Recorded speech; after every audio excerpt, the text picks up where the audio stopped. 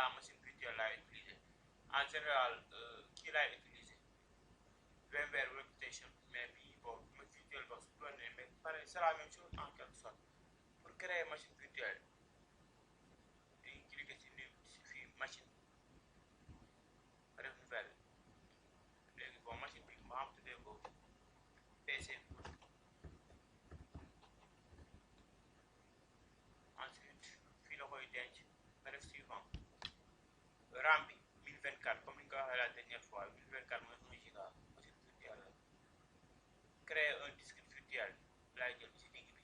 léegi fii disque virtuel image disque bi capacité bi da koy alloué dynamiquement au fur et à mesure may installé ay paquets muy jël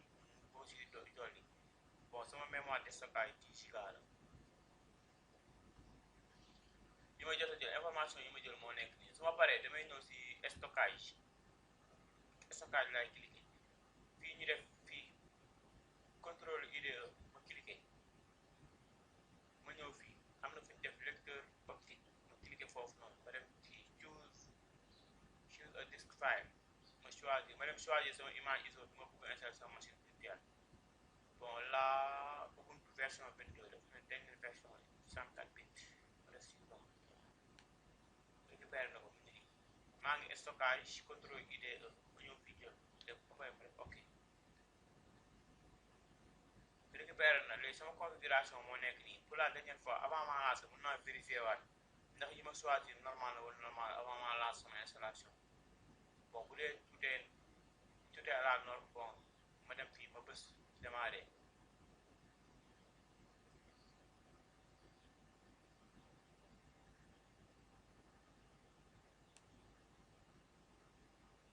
bon comme d'habitude ça dépend si puissance kii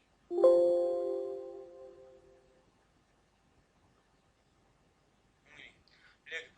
premier interface bi may affiché moo nekk dañu ma trial or install trial mooy bon try mooy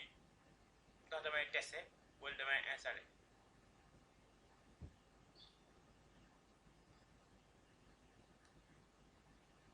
mooy daf may demandé pour ma capturer ko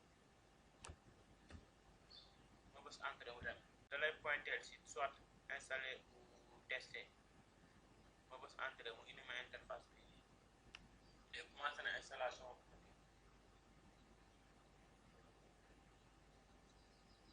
en général ñi def informatique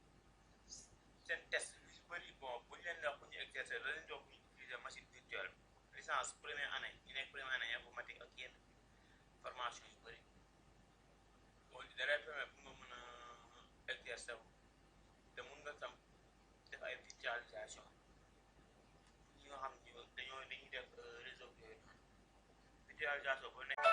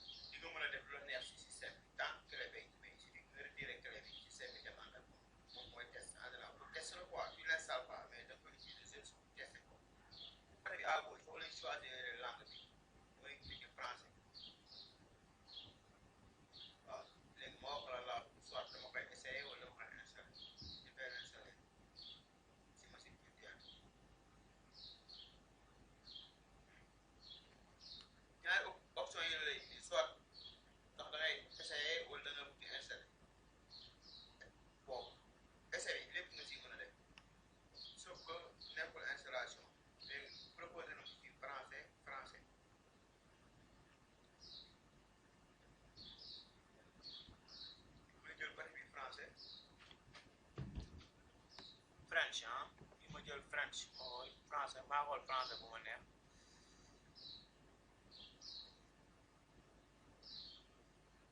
waaw mun naa ko bàyyi par défaut après ma cliquer si continuer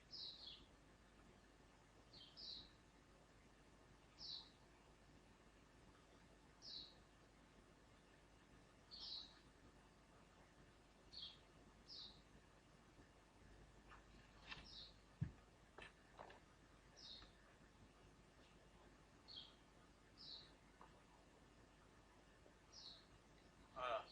léegi mu ne ma mise à jour des logiciels bon installation normale wala minimal bon bi ma ci gérer laay jël ba léegi ma def continuer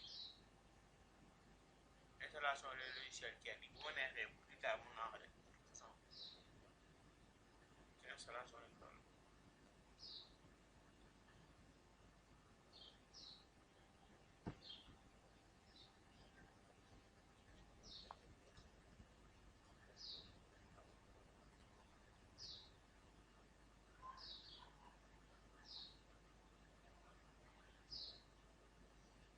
le concept d'exploitation a été détecté sur l'ordinateur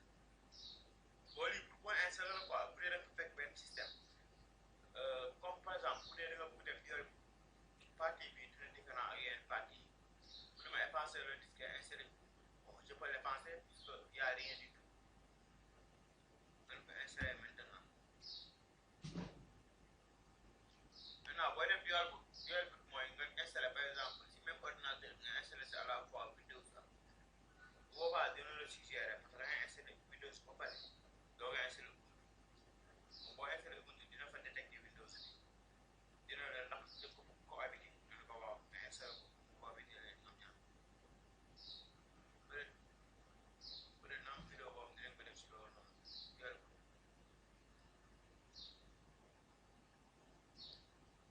damay laaj ndax bon genre confirmation la quoi continuer laay def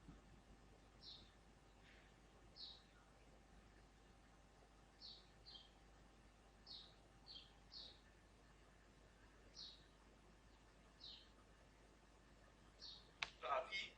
dañ ne ma pour ma choisir langue bi léegi man maay déplacer sama souris ñëw ba fii Sénégal ne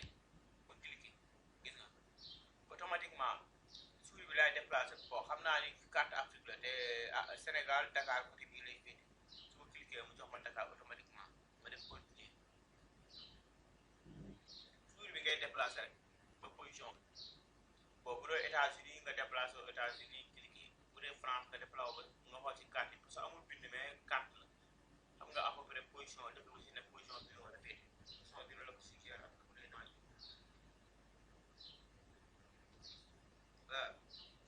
non utilisateur moo nekk nii mën naa ko tuddee système d'exploitation bon le nom de votre ordinateur individuel poste là choisir le mot de passe bon je vais utiliser passer PASSER PASSER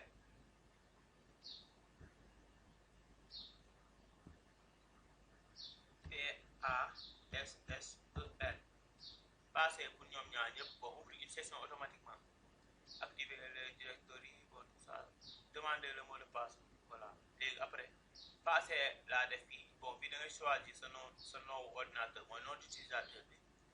Ubuntu la mot de passe passer PA2SER ma bës continuer il des bon après mën naa ko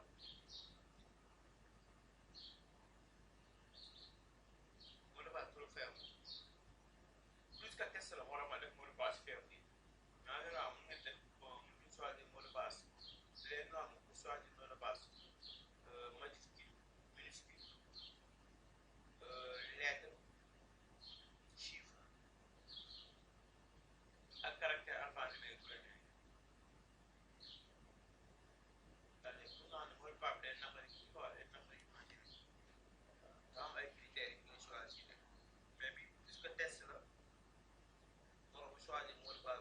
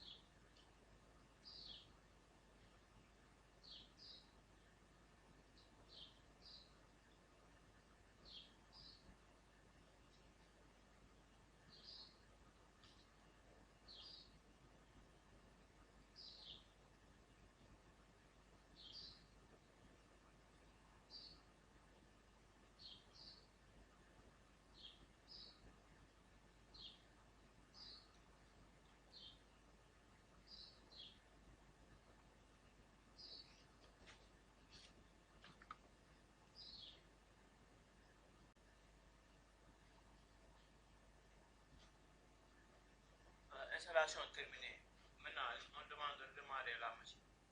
On redémarre.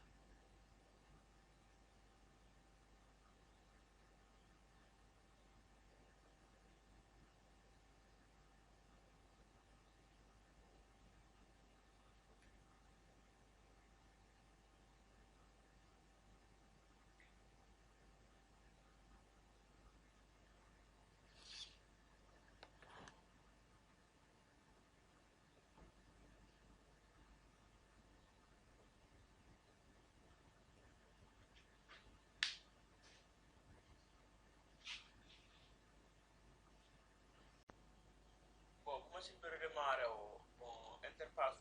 moo nekk nii yi lay indaale version 22 je crois pour afficher menu bi da ngay cliquer fii afficher le menu ñoo nekk nii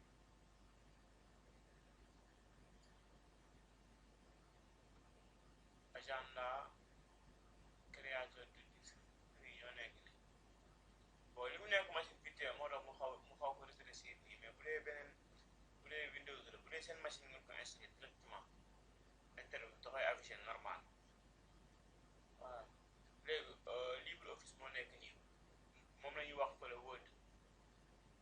bu ko xam moo nekk nii day wàccaaleel navigateur boo ko installé automatiquement day wàccaaleel navigateur Firefox lay wàccal bu dee Windows kii lay wàccaaleel Internet Explorer